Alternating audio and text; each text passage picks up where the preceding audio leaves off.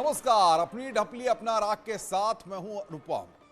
सबसे बड़ी बात यह है कि सियासी लड़ाई जो उत्तर प्रदेश में चल रही है 2022 के दंगल को लेकर, वह वजीफे पर आ गई है।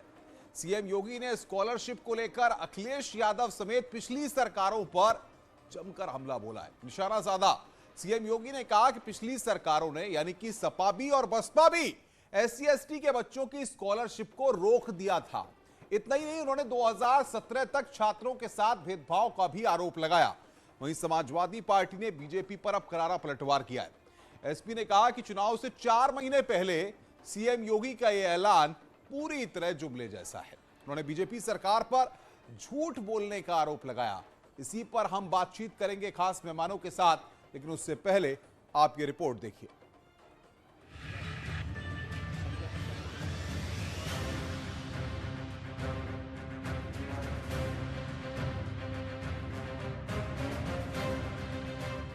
वजीफे की सौगात, विपक्ष पर वार।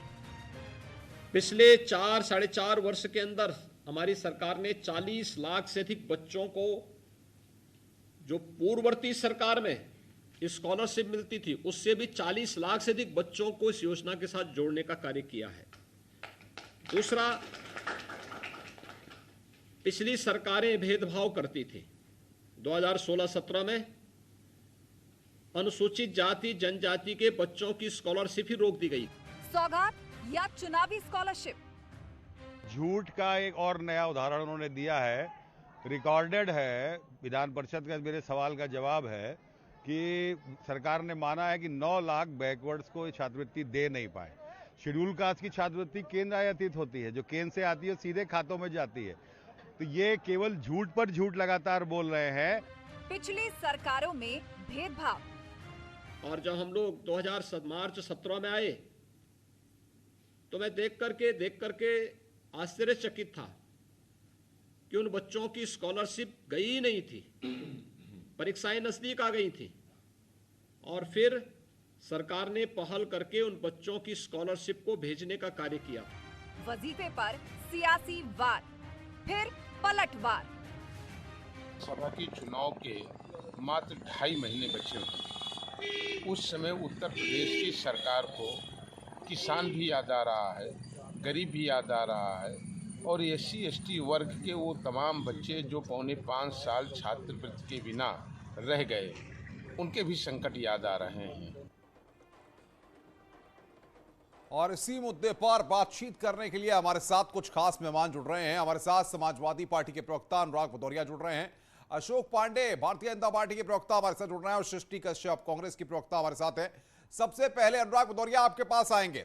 मुख्यमंत्री योगी आदित्यनाथ, आपकी सरकार जब उत्तर प्रदेश में रही उस वक्त पर गंभीर आरोप लगा रहे हैं कि आपने तो उन छात्रों की जो स्कॉलरशिप के हकदार थे उनको स्कॉलरशिप दी तक नहीं, और जो मिलनी थी उस पर भी रोक लगा दी। तो आपके लिए क्या ये छात्र वोट बैंक नहीं थे तब? देखिए, सवाल ये नहीं है, सवाल ये है कि उत्तर प्रदेश में भारतीय जनता पार्टी को और योगी जी को इस बात का एहसास हो गया है कि जनता उनको अब नकारने वाली है। 5 साल तक उन्होंने कुछ ना बोला ना कुछ किया। अरे समाजवादी ने तो लैपटॉप दिया था सरकार आते ही, इनको तो 5 साल हो गए, क्या इन्होंने लैपटॉप दे दिया? क्या इन्होंने वादा किया था? अब इंतजार कर रहे हैं, जब उनको लगा कि सरकार जाने वाली है तो जल्दी जल्दी टेंडर दे रहे हैं, जल्दी जल्दी आओ। ये इनकी सरकार है, पेपर लीकेज सरकार कराने वाली सरकार, जहां लाखों लाखों बच्चों का भविष्य अंधेरे में कर देते हैं।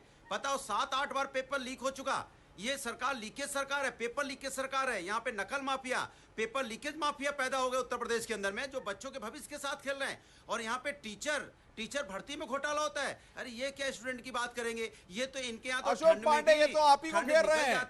ये कह रहे हैं आप स्कॉलरशिप भले ही दे रहे हैं लेकिन पेपर लीक हो रहे हैं साहब की सरकार में। साहब लोग हल्ला मचाते हैं, ये तो आप तो कह रहे हैं। देखिए, आपको बता दें, हमारे साल तो करे 1100 रुपए हमारी सरकार में अगर पेपर लीक हुआ तो जिसने लीक किया उसकी संपत्ति जब्त हुई, जेल गया। हेलीकॉप्टर से इनके यहाँ तो जिसने ऐसा में जूते किया भी ले लो, मोजे भी वो ले लो, बैग सत्ता भी के खरीद लो, खेल में सब गया। कोई 1100 रुपए में हम खरीद तो ले। ये गायत्री मजाक का भी तो क्या मंत्र बच्चों का के साथ जाप मैं पूछना करते चाहता हूँ हैं। योगी जी, ये कम से कम गायत्री अगर आप प्रजापति हेलीकॉप्टर में नहीं मंत्र का चले, जाप अगर करने आप गाड़ी वाले से चलना लोग शुरू हैं। कर दे तो बच्चों को इनके अच्छी यहाँ क्वालिटी के मोजे, अच्छी क्वालिटी के बैग, अच्छी क्वालिटी के जूते उनको मिल जाएंगे। कम से कम बच्चों को आपने क्या समझ रखा है भाई? बच्चों के साथ खिलवाड़ अगर कोई कर रहा है तो भारतीय जनता पार्टी की सरकार कर रही है, लेकिन बच्चे भी देख रहे हैं, बच्चे के पेरेंट्स भी देख रहे हैं कि बच्चों के साथ जो धोखा हुआ है, जो बच्चों के भविष्य के साथ यहाँ खेला गया है, वो 2022 के चुनाव में इसका वोट के माध्यम से करारा जवाब देंगे कि भारतीय जनता पार्टी यहाँ पे रही और बच्चे बेचारे यहाँ पे नंगे पैर उसे फूल जाते गेस्ट हाउस में रहे। ये हालत है यहाँ मारते पे। बचे थे। ये तो दलितों से कितनी नफरत करते हैं, गेस्ट हाउस में दिखाई दिया था। मेरी आवाज आ रही है? जी जी अनुराग, आपकी आवाज आ रही है, मैं आऊंगा आपके पास, बंद किया मैं कर आऊंगा। दिया पांडे गया जी था। रुकिए, अशोक जी रुकिए, मैं कांग्रेस की नहीं, मैं अपनी बात पूरी कर लूं। मैं आ रहा हूँ नहीं, एक अनुराग, सेकंड। आपकी बात आ गई, मैं आ रहा एक सेकंड, मेरी हूँ। बात सृष्टि पूरी नहीं कश्यप सवाल ये है, आप क्या गायत्री चुनाव प्रजापति से मंत्र का पहले जाप इस करिए। तरीके से वजीफे आप पर एक सेकंड घमासान तो करना ठीक है? छात्रों के भविष्य की बात है, सरकार कदम उठा रही अरे है, अनुराग जी, पहले की आप सरकारों ने गायत्री रोक लगाई, प्रजापति मंत्र तो का सवाल जाप तो खड़ा करिए। होता है। सृष्टि कश्यप जवाब दीजिए। मैं पहले कुछ आपके सामने स्टैट्स रखना चाहती हूँ, जहाँ जी। तक ये छात्रों के भविष्य की बात आपने जो उठाई है। 2017 सब इंस्पेक्टर पेपर लीक, 2018 सहायक शिक्षक भर्ती 68,500 paper leak, 2018 UP PCL paper leak, 2018 UP police paper leak, 2018 स्वाधीन सेवा पेपर लीक, 2018 स्वास्थ्य विभाग प्रोन्नत पेपर लीक, 2018 नलकूप ऑपरेटर पेपर लीक, 41,520 सिपाही भर्ती पेपर लीक, 2020 में 69,000 शिक्षक भर्ती पेपर लीक, 2021 बीएड परीक्षा paper leak, 2021 PET paper leak, अक्टूबर 2021 सहायक प्राप्त स्कूल शिक्षक प्रधानाचार्य पेपर लीक, अगस्त 2021 UP TGT paper leak, NEET का पेपर लीक, आज यूपी टीजीटी का पेपर लीक करके सबसे ज्यादा ये सुन लीजिए, एक मिनट सुन लीजिए, ये आपके कारनामे हैं जो मैं आपके सामने दिखा रही हूँ यहाँ पे। और बच्चों के भविष्य की इतनी चिंता होती तो आपके पास पूरे 4 साल के लिए काम करने के अशोक पांडे साहब, सृष्टि जी रोकेंगे। इस वक्त प्रियंका गांधी संबोधित कर रही हैं, सीधे हम आपको मुरादाबाद लेकर चलते हैं। डलेगा जब तक आप ये सवाल नहीं करेंगे कि मेरे गांव में, मेरे लिए, मेरे शहर में आपने 5 सालों में क्या किया। जब तक ये सवाल सबसे महत्वपूर्ण नहीं होगा, तब तक इसी तरह की राजनीति में आप फंसे रहेंगे, माफियाओं के दलदल में फंसे रहेंगे। मुझे आश्चर्य हुआ, मैं जब यूपी आई, जमीन की माफिया, नदी की माफिया, बालू की माफिया, पढ़ाई की माफिया, इम्तिहानों की माफिया, जहां देखो माफिया ही माफिया। मुझे तो आश्चर्य है कि सांस पे कोई माफिया नहीं है कि आप सांस ले रहे हैं और आपसे हफ्ता लिया जाए। ये हालात है आपके प्रदेश के। ये हालात आप बदलोगे कैसे? मुझे बहुत बड़ी शिकायत है आपसे। जब तक आप इस तरह की राजनीति के घेरे में फंसे रहेंगे, तब तक कोई बदलाव नहीं आने वाला है। नेता के बाद नेता यहां मंच पर खड़े होकर फिजूल की बातें करेगा, आपको तरह तरह के वचन देगा, लेकिन उसको दिल में मालूम होगा कि उसकी कोई जवाबदेही नहीं है। इसीलिए सबसे बड़ी जिम्मेदारी आपकी है।